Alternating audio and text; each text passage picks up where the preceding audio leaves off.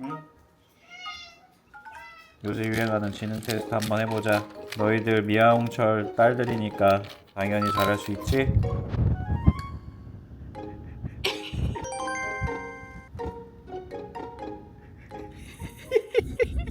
처음에 이거가 근데 어디서 시작된 거죠? 너무나도 많은 분들이 즐겁게 참여하고 계시 이 챌린지. 고양이 지능이 높은지 확인할 수 있다라는 것은 빅데이터를 한번 모아봤어요. 진짜로 우리 집 고양이 지능이 높은지 검증을 해보도록 하겠습니다. 4만 명의 대감님이 제 고향 화순 인구가 거의 4만 몇천 명? 아닌가? 진짜 너무 놀랐어요. 고호파, 고양이 없다파가 무려 57%. 아니 고양이를 다루는 수의사 채널에 랜선 집사님들이 많으신 거죠? 57%. 와. 다들 사모님 애기씨 보러 오시나 봐. 저는요? 2등은 젤리파 31%. 12,400마리의 고양이가 젤리가 먼저 닿는다라고 해주셨고요. 발등이 닿는다라는 고양이는 5%. 2,000마리가 발등이 먼저 닿았다. 그리고 코파, 이마랑 코가 같이 닿았다라고 그냥 이거는 분석을 할게요. 벽에 그냥 이렇게 4%. 1,600마리의 고양이가 코파였습니다. 기타 의견으로 3%, 1,200분께서 투표를 해주셨어요. 고호파가 거의 3분의 2에 근데 투표는 왜 참여하셨지? 아무튼 감사드리고요. 빅데이터가 완성이 됐습니다.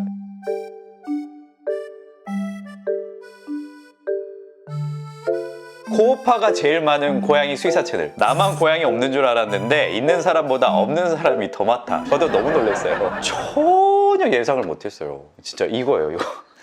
또 행동학 정보나 수의학 정보를 얻고 싶은 분들만 접속해서 본다고 생각을 했는데 한편으로는 되게 뿌듯하고 사모님과 애기씨에게 무한한 감사를 보냅니다. 애기씨 아주 잘했어. 저평가된 우량주 정도로 인지하도록 하겠습니다. 앞으로 더 열심히 하겠습니다. 미래에 언젠가 나의 가족이 될 그 냥이를 위해서 미아홍철 채널로 열심히 공부 중입니다. 아마 고호파 대감님들께서는 다 이런 마음이실 거예요. 일단 저는 등이 먼저 닿거든요. 알지. 에어컨 되게 아껴서 틀고 이럴 때 쓱쓱 기어가서 벽에다 등을 이렇게 대면 왼발은 발등, 오른발은 젤리인데 그럼 부족하지만 착한 친구인가요? 역시나 하지 말라고 내 손을 문다. 발바닥으로 벽을 세차게 밀어요. 화가 많은 스타일인가요? 우리 집 고양이는 얼마나 똑똑한지 확인해보고 싶은 마음에 많은 분들이 참여를 해주셨는데 휴버님, 네. 벽짓기 챌린지가 똑똑하기와 좀 관련이 있을 것 같으세요? 어느 정도? 거짓입니다. 완전 말이 안 됩니다. 낭설이에요. 만약에 앞에서 공 같은 게 갑자기 눈앞에 확 오면은 나도 모르게 눈을 이렇게 감게 되는 거잖아요. 눈을 보호하기 위해서 어리를 쓰고 수학 공식을 풀듯이 해서 눈을 이렇게 감으시나요? 아니네요. 자기도 모르게 반사적으로 가다가 실수로 돌뿌리 같은 거에 걸렸을 때도 정상적인 신경계 기능을 하고 있다라고 하면 나도 모르게 손이 앞으로 가면서 바닥을 짚습니다. 자기 몸을 보호하려고 하는 말 그대로 반사신경인 거예요. 개나 고양이들의 신경계 이상을 평가하는 데 있어서 자세 반응 검사, 그리고 위협 반응 검사 이런 검사들을 해요. 지능을 평가하는 게 아니고 정상적인 인지, 반사적인 반응들 확인하는 검사입니다. 고양이가 한쪽 발로 딛고 있는데 얘를 오른쪽으로 이렇게 쭉쭉쭉 밀면 넘어지지 않기 위해서는 어떻게 해야 될까요?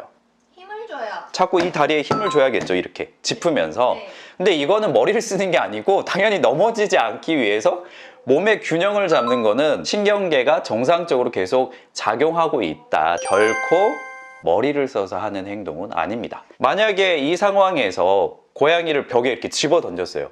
어떻게 될 것 같아요? 화내요. 다치겠죠. 고양이를 벽에 이렇게 가까이 가게 되면 반사적으로 벽을 짚고 몸을 지탱하게 됩니다. 왜냐하면 벽에 부딪히면 안 되니까. 자세 반응 검사를 하는 것 중에 척추나 이런 부분에 문제가 생기면 이렇게 발바닥으로 서 있잖아요. 근데 이게 구부러져서 너클링 된다고 하거든요. 이렇게 서 있어요. 발바닥을 우리가 이렇게 살짝 구부리면 바로 펴져. 안정적으로 보행을 하는 형태로 바로 돌아와요. 근데 이게 시간이 지연이 되거나 돌아오지 않는 경우에는 얘가 지금 신경계, 특히 뭐 척추 쪽에 문제를 가지고 있구나라고 판단을 할 수 있습니다. 혹시 챌린지를 했던 고양이 중에 평소에 잘 걸어 다니지 못했거나 걸어가면서 자꾸 한쪽으로만 걷거나 이렇게 넘어지는 고양이가 있었을까요? 없었을 겁니다. 그러면 챌린지가 아니고 병원으로 바로 갔겠죠. 여기서 우리가 유추할 수 있는 거는 벽에 가까이 갔을 때 발목이 이렇게 먼저 닿았다. 그건 그냥 몸에서 힘을 빼고 있었던 거예요. 벽에 부딪힐 거라고 생각하지 않았다. 특히 코파, 이마파 이 고양이들은 집사가 설마 나를 벽에다가 부딪혀서 나를 다치게 하겠어? 심리적으로 안정된 상태, 집사에게 모든 거를 맡겼다라고 보시면 돼요. 훨씬 더 집사를 믿고 신뢰하고 애착 관계가 크다라고 볼 수 있습니다. 젤리파 애들은 집사랑 별로 이렇게 관계가 안 좋은 건가요? 집사와의 관계가 나빴다라기보다는 좀 더 각성 상태였다. 의식 상태가 또렷했다. 또는 안기는 걸 그렇게 썩 좋아하지 않는 고양이였다. 위협 상황이 될 수 있는 상황에서 빨리 그냥 반응했다 정도로만 생각하시면 됩니다. 그리고 똑같은 고양이라고 하더라도 사냥놀이가 막 끝난 고양이를 들고 벽에 가면 거의 다 젤리파가 될 거예요. 근데 나른나른하고 졸린 상태에서 이걸 챌린지를 하잖아요. 그러면 그냥 이렇게 가는 거예요. 아, 졸려. 하지만 돌아서서 때렸다. 정말 안기기를 싫어했다. 굳이 스트레스 받는 이 챌린지를 반복해서 하실 필요는 없습니다. 결과는 뭐라고요?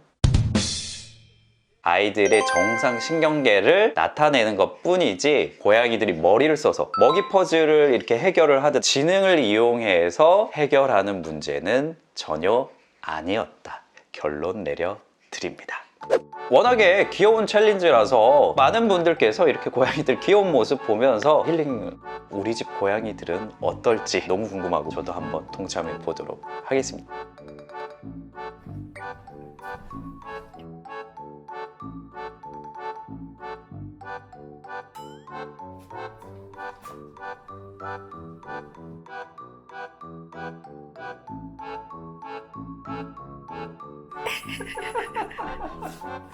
한 번만 더 가볼게.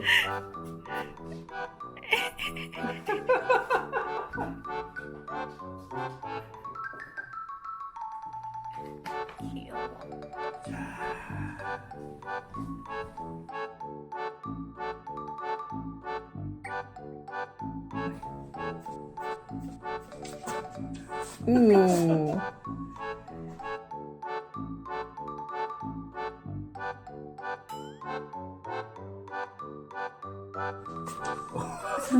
상모 실업파. 실험파. 같이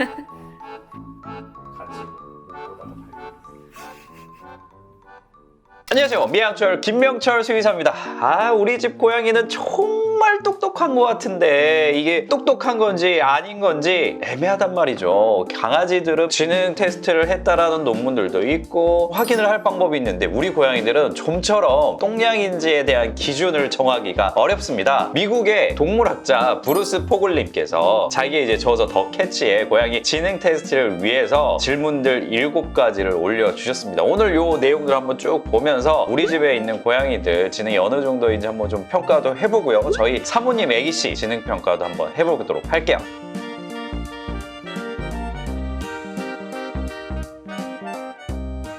자, 첫 번째, 자신 스스로 사료와 물을 먹고 배변을 가리며 그루밍을 통하여 자신의 몸을 잘 케어합니다. 이거는 고양이들이라면 못하는 친구들을 보기가 더 어렵죠. 약간 뭐 선천적으로 뇌 발달이 좀 덜 된 친구들이 아닌 이상해야 요건 다 잘하는 거기 때문에 둘 다 15점씩, 사모님 애기씨 15점. 두 번째, 야 요거 재밌다. 원하는 것을 얻기 위해서 때때로 주인을 이용하거나 조종하려고 하는 것 같은 모습을 보입니다. 야 이거 근데 나는 읽는 순간 여기 애기씨가 이만큼 떠올라. 이만큼. 사람들 불 끄고 자러 갈 것 같으면 막 울어요. 그 다음에 자기 밥상 앞으로 인도해요. 그냥 갈 거야? 나 간식이나 밥이라도 한번 주고 가야지. 야옹? 야옹? 이거 애기씨 15점. 사모님은 0점 처리해야 되나?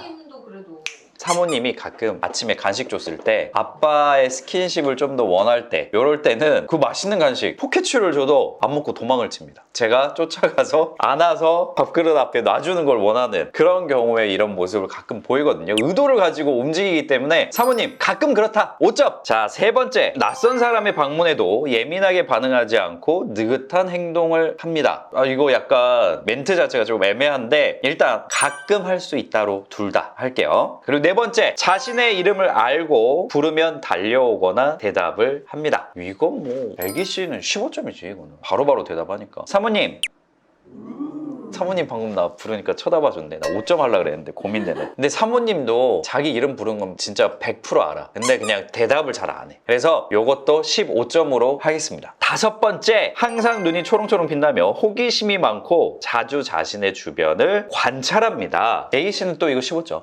사모는 호기심, 눈이 초롱초롱. 가끔 새로운 물건 오거나 하면 사모도 관심 보이잖아요. 근데 여기 보면 항상 눈이 초롱초롱 빛나고 자주 자신의 주변을 관찰합니다. 근데 사모가 그런가요? 할 수 있다. 가끔 할 수 있다. 아, 0은 아니다? 네. 5점. 여섯 번째, 주인의 기분과 감정을 이해하고 그에 따라 반응을 보입니다. 대기 씨는 100% 해요. 사모는 별 생각이 없는 것 같아요.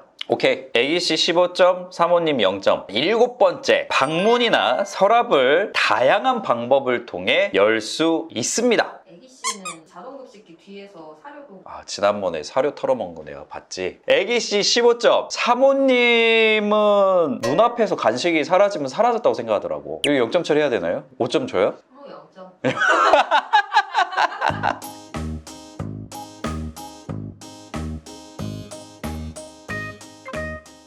이게 또 높은 점수부터 보면 재미가 없잖아요. 우리 사모님 어떻게 평균 됐습니까? 45점. 약간 높은 지능을 가지고 있습니다. 이거는 진짜 다행이다. 자, 애기씨. 애기 씨는 80점. 아예 여기 분포도에 없는 최상위. 와. 애기씨, 학사 한번 씌워줄까? 아빠가? 브루스 포글 박사님께서 더 캐치에서 이런 식으로 7가지 항목을 세팅을 하신 이유가, 첫 번째는 고양이가 가지고 있는 기본 습성적인 부분에 대해서 일상생활이 가능한지에 대한 질문 한 가지를 첫 번째로 이제 배치를 하신 것 같고, 두 번째 같은 경우 제3자, 내가 아닌 다른 존재를 이용해서 원하는 바를 얻을 수 있다라는 것까지 유추해내는 한 차원 높은 부분까지 가능한지에 대해서 이제 질문을 추가를 하신 것 같아요. 근데 세 번째, 이 낯선 사람이 왔을 때 예민하지 않고 느긋하게 반응을 보인다. 이 지점은 고양이의 기본 성격과 관련이 있기 때문에 이거를 지능에다가 집어넣기는 조금 어려울 것 같습니다. 이 사회화 시기를 낯선 이들과 충분히 뭐 교류를 했는지, 그리고 성별이 수컷인지 아닌지에 따라서 이 모습에 보이는 거에는 양반향의 요소가 있기 때문에 이 질문은 저는 제외시키는 게 맞는 것 같아요. 오히려 저라면 여기에 이 테스트 기준보다는 이런 거 괜찮은 것 같아요. 안 보이는 공간에 좋아하는 물건을 숨겼을 때 숨겨진 공간에 물건이 있다고 정확히 인지하고 탐색을 진행한다. 이렇게 하면 될 것 같아요. 자, 그리고 네 번째, 자신의 이름을 알고 부르면 달려오거나 대답을 한다. 이 부분도 약간은 좀 수정이 필요할 것 같습니다. 고양이들은 불렀을 때 대답하거나 쳐다보지 않아도 꼬리를 슬쩍슬쩍 움직인다거나 카밍 시그널로 귀가 슬쩍슬쩍 움직여서 자기 이름을 부른다는 거에 대해서 알고 있다. 신체 시그널에 대해서도 평가를 해야 되기 때문에 이 부분은 약간 수정, 자신의 이름을 인지하고 불렀을 때 반응한다로 수정을 해야 될 것 같아요. 사모님. 5번, 항상 눈이 초롱초롱하다는 거는 너무 인간 기준이야. 주관적이고 인간이 관찰했을 때 초롱초롱하다는 의미이기 때문에 이 부분은 제외시키는 게 맞을 것 같습니다. 여섯 번째, 이 부분은 이런 속뜻이 있어. 근데 이 주인의 감정과 서로 이렇게 교감을 나눈다라는 의미보다 자신의 보호자가 어떤 모습을 하는지, 어떤 행동을 하는지 관심을 가지고 반응한다. 관찰력이 되게 좋은 거거든요. 집중력도 좋고. 요 6번은 그런 의미에서 점수 스코어링을 해주시는 게 맞습니다. 자, 그리고 7번째, 방문이나 서랍을 다양한 방법을 통해 열 수 있습니다 라고 했는데, 여기도 조금 덧붙일게요. 고양이들이 원래 모방 행동하는 걸로 유명하잖아요. 평소 사람을 잘 관찰하고 모방 행동을 잘 한다. 그럼 꼭 문이 아니라 뭐 정수기 눌러서 물 내려 먹거나 이런 것도 포함. 다 포함시킬 수 있는 거죠. 자, 그리고 여기에다가 더 추가를 하고 싶어요. 고양이에게 사냥놀이를 제공했을 때 사냥감의 미끼보다 사냥놀이를 제공하는 보호자의 손에 더 집중한다. 이거는 뭐냐면 보통은 눈앞에 보이는 사냥감을 쫓기에 급급한데 결국 이 사냥감을 움직이게 하는 게 사람 손이라는 것까지 유추해낸 거거든요. 그리고 그 사람 손의 움직임에 따라서 이 장난감 끝이 어느 방향으로 갈지에 대해서 미리 한 단계 예측한다 라는 부분이라서 이 부분 테스트에 추가하시면 조금 더 고양이 행동학적으로 봤을 때 명쾌한 지능 테스트 기준이 될 수 있을 것 같습니다. 그리고 마지막으로 무언가를 찾거나 먹이 퍼즐을 이용해서 간식을 먹을 때 입보다 앞발을 먼저 쓴다. 본능적으로 행동한다라고 하면 먼저 입부터 대기 십상이거든요. 하지만 자기가 그 간식이나 물건에 직접 닿을 수 없다는 거에 대해서 인지를 하기 때문에 앞발을 이용해서 꺼낸다 라는 추가적인 행동에 대한 그 결과가 성공으로 돌아올 수 있다는 거에서 유추를 하는 거거든요. 그래서 입보다는 발을 먼저 쓴다. 이것도 고양이들 지능 테스트 항목에 추가하면 좋을 듯 합니다. 자, 그러면 미아홍철 버전의 똥냥이 테스트 문항은 총 9개고요. 이 9가지 문항을 가지고 우리 집 고양이는 얼마나 똑똑한지 꼭 한번 테스트에 참여하시기 바랍니다. 80점 이상인 애들은 뭐라고 할 수 있을까요? 80점 이상이면 오늘부터 사람 이름 붙여서 유치원 보내시면 됩니다. 사실 우리 집 고양이가 얼마나 똑똑한지는 다 사람 기준에서 평가가 되는 부분이라서 확실한 거는 우리 집 고양이가 행복하냐 행복하지 않느냐 행복 지수를 평가하는 게 훨씬 더 중요하다는 사실. 다음번에 미아홍철의 행복 지수 체크표 만들어 봐야겠는데요. 우리 집 고양이가 똑똑하면 똑똑해서 좋고 IQ가 좀 떨어지면 귀여워서 좋고 그게 다 집사 마음 아니겠습니까? 그치 사모님?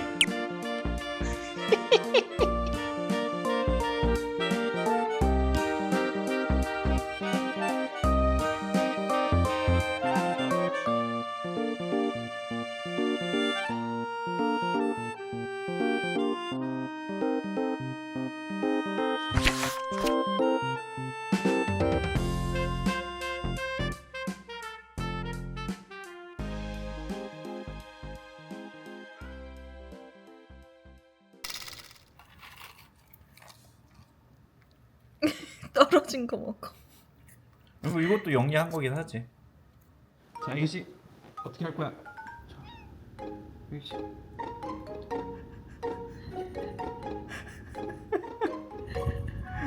간식을 물어가지고. 오. 오.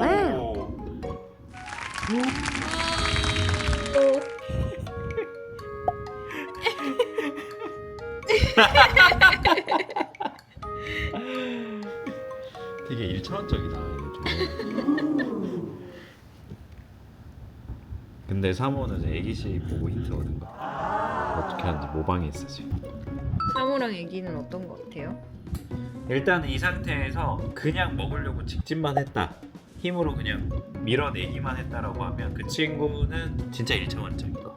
그래도 발을 써서 요거를 쏙 꺼내서 먹는다, 이 방법을 생각한다 라고 볼 수 있을 것 같고요. 진짜로 이게 노하우가 생기고 세상 약간 이치를 깨닫게 된 고양이들은 그냥 돌아와서 이렇게 먹을 것 같아요. 자, 진짜 궁금하다. 여기서 그냥 고개만 들어서 돌려서 먹으면 되잖아.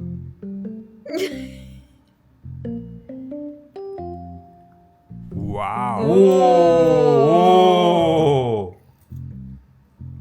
오. 이렇게 원리까지 이해하면 천재네. 이 되게 단편적인 테스트이긴 하지만 고양이들 기본 어떤 성향이나 적응 능력, 환경에 대한 적응 능력 이런 것들을 좀 엿볼 수 있는 테스트이긴 하네요. 요것도 하나의 그걸로 테스트를 하고 똥냥이 테스트 나머지 한꺼번에 다 하면 우리 집 고양이 얼마나 지능이 좋은지 엿볼 수 있을 것 같아요. 다 먹었다니.